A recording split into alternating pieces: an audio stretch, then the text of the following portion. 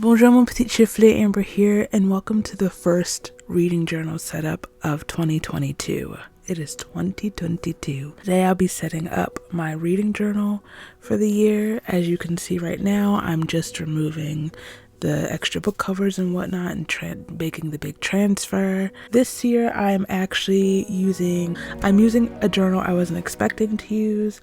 This is the new journal from Paper and Moon Co. Is that what they're called now? They were That's Lovely Dear. And I think this design is so pretty with the moon phases and whatnot. And this is part of the inspiration for like my opening spreads. I intended to use my Notebook Therapy, the Humpback Whale journal, but I actually ordered the standard size instead of the A5 size, and I felt it was too small. So I thought I would try this one out and see what I think of this brand. So first and foremost, I'm just breaking out my stamps. We know I love my stamps, and just putting my name in the journal. What we don't see me do here is add the year as well, but you'll see that in the full flip through. So like I was saying, the cover of not just this journal, but 3 of the 4 journals I have set up for the year have very celestial themes. So that inspired my opening spreads for all of them, because I used the same designs across all of my bujos, all of my journals. So I decided to go with the sun. I also think that's very appropriate for like the dawning of a new year and whatnot. So I just wrote out the year in Roman numerals, and I am drawing the sun. New year, I'm still very bad at voiceovers.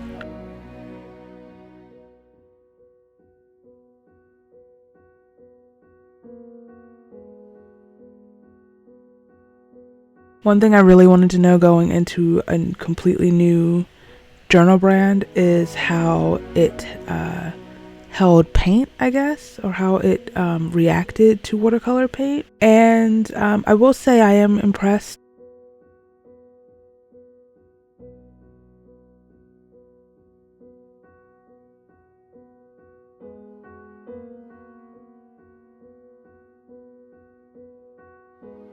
And now I'm just setting up my books read throughout 2022 spread, my bookshelves that I do every year. And since I do this every year, you don't need to see me draw 60 books.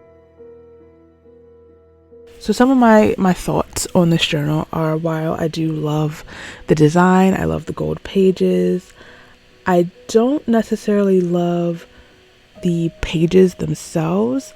They're kind of like that uncoated paper. It feels rougher than I'm used to. I don't like the way it feels on my fingers. I know that's a personal preference, but I don't know. And I don't like how dark the dots are. But aside from that, I don't have too much to complain about, except for the fact that this journal does not have a pocket in the back. I love my storage pocket in the back. We know I get a lot of use out of it.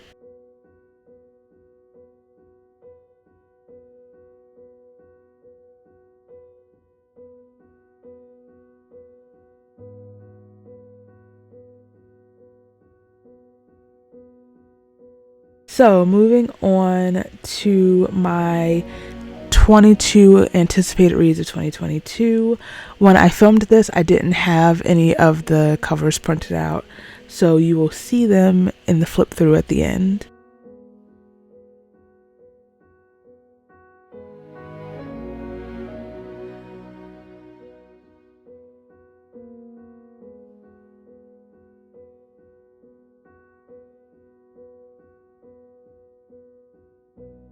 And I decided to do the same design on similar pages, sort of group them together. So we also have the same design on my additional 2022 releases, as well as my general TBR for the year.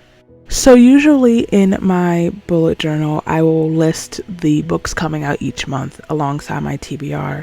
But this year I wanted a place to keep them all so my TBR page wouldn't be so cramped. and I cut out all of these little pieces of, it's not craft paper, what is it? I can't think right now. Cardstock, oh my god. And I wish I could cut them out neater, but here it is. And I also did the same thing for 2023 releases, so I can write them down as I become aware of them. That way I won't have to scramble at the end of the year when it's time to start doing my anticipated reads for 2023. So now I am setting up my content and reading plans spread, and I just did the sun and moon. I was going to draw like the faces like the sun and moon and love, but I know my limits. And then I just did the same thing for my reading goals.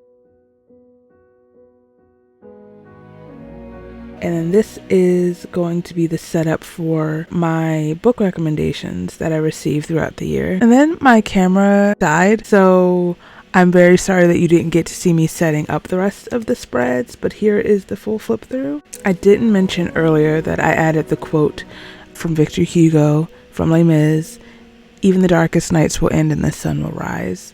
Took everything for me not to sing it.